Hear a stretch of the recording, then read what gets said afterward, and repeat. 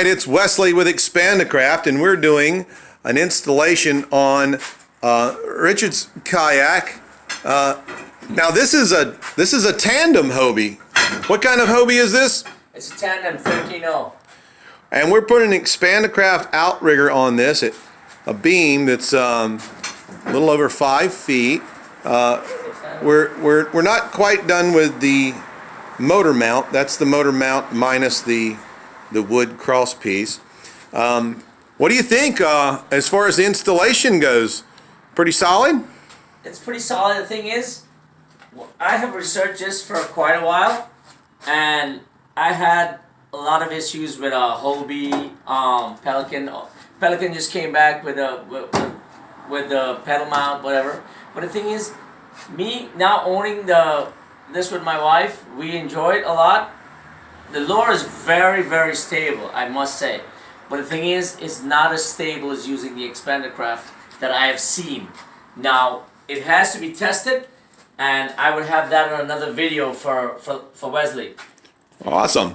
We're going to show them real quick how the cross tube was connected and has a quick release system. All you have to do is pull these 4 pins. There's 2 there, 2 here, and you have to make sure that when you're doing an installation that everything is square. So if you set one of the cross tubes in place and square, then it's easier to make the other square as well. Now we did runners on this one. Now the runners are the rails that are running the length of or the same direction as the hulls. Obviously the bow and the stern section have not been installed because we're here in the shop and space is an issue. This one is, because it's the tandem and it's longer than the PA-14, we've actually had to move the center hull forward on the runner rails, as you see here, rather than backwards on the runner rails as we've seen on some of the PAs, because the center of balance is different on this kayak than it is on the Hobie PA. And that will mean that this boat, when it's all said and done, that the bow and stern of the kayak will be almost equal to the bow and the stern of the Expandacraft Outrigger. Now we took a while to get everything together. He's got 2 6-foot deck planks on here so that he can use that space for his wife to lay out and sunbathe, or maybe he can cast net or wrestle one of those big fishes he's going to catch.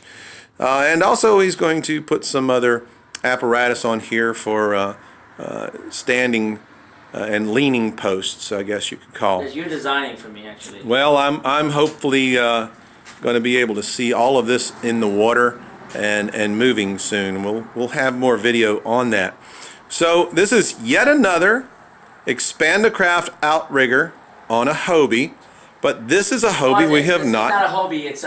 It's a lure. It's a lure. A lure.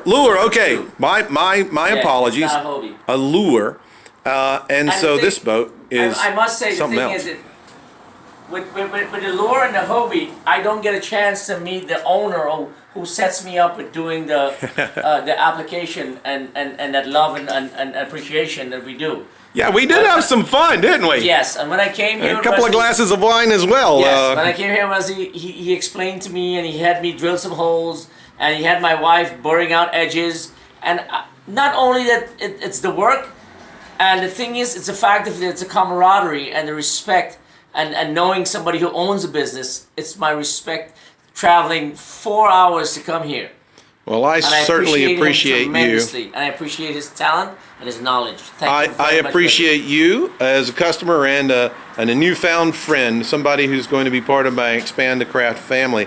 And I got to say, this is one solid mounted boat. You want to give it a shake there, because I know this thing doesn't rattle. It's just shake it, please. it's shake it hard. really stout. Look at that. You cannot move it. Yeah, you could lift the boat up with that Outrigger. I love it. Okay, folks, Expandacraft.com. 100% guaranteed. You're going to see me on the water soon, because I'm only doing offshore fishing. Love it. This is not rated for inshore. I love it. Expandacraft.com. Check us out.